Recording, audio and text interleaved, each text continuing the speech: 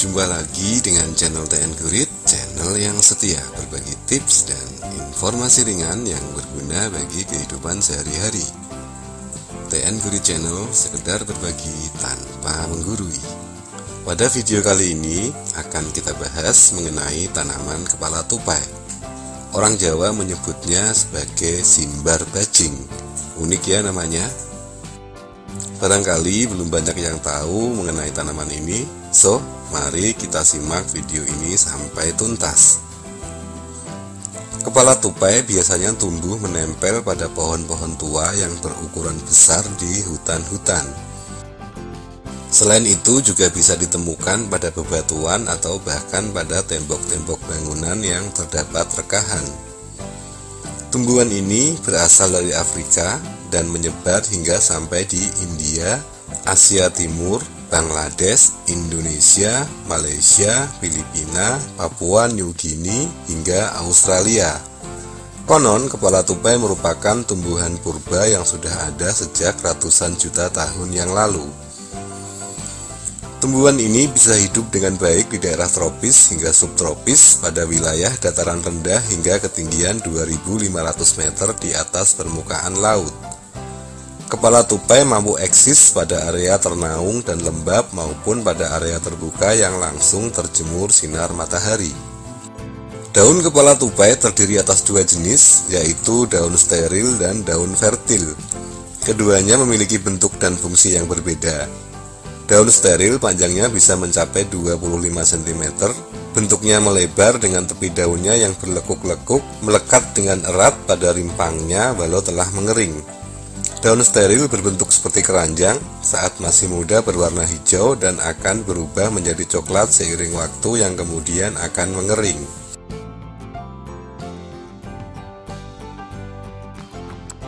Sedangkan daun fertil panjangnya dapat mencapai 1,5 meter, berbentuk menyirip atau bercangkap dalam dengan tulang daun yang kaku dan keras.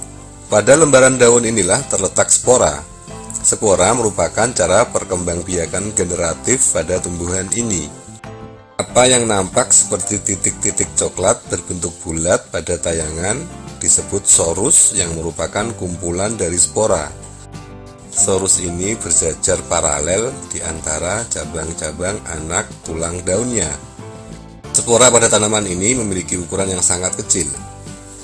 Akar tumbuhan kepala tupai dikelilingi seperti bulu-bulu halus yang memiliki daya lekat yang luar biasa, sehingga mampu bertahan dari terpaan angin yang keras. Perlu diketahui bahwa tumbuhan kepala tupai ini tidak memiliki bunga. Kepala tupai memiliki kandungan kimia berupa polifenol yang berfungsi sebagai anti peradangan atau anti nyeri.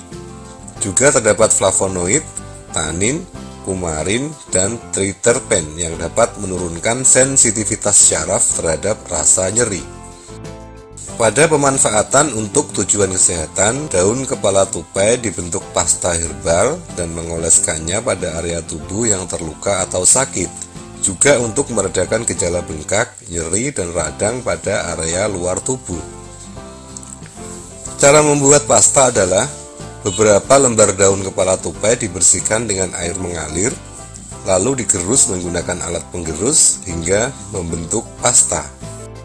Manfaat pasta herbal kepala tupai sebagai pengobatan diantaranya: 1. Membantu mempercepat penyembuhan luka bakar. Zat-zat aktif dalam ekstrak daun kepala tupai dapat mempercepat proses penyembuhan luka bakar. Zat seperti flavonoid dan tanin bekerja memperkecil ukuran luka, mempercepat proses pembentukan lapisan kulit baru, dan menghambat infeksi bakteri. Yang kedua, sebagai obat anti alergi, ekstrak daun kepala tupai memiliki kemampuan menghilangkan proses pembengkakan dan rasa gatal akibat alergi. Senyawa dalam daun kepala tupai seperti flavonoid menghambat sel-sel yang menghasilkan faktor radang dalam tubuh. Yang ketiga, membantu mengurangi jerawat. Kandungan antibakteri dalam ekstrak daun kepala tupai memiliki kemampuan untuk membunuh bakteri penyebab jerawat. Senyawa lain seperti flavonoid memiliki kemampuan untuk menghentikan peradangan pada jerawat yang matang. Yang keempat, membantu meringankan demam dengan cara mencuci hingga bersih beberapa lembar daun kepala tupai lalu direbus. Kemudian air rebusan ini digunakan sebagai kompres dengan bantuan handuk, digunakan untuk mengkompres penderita demam.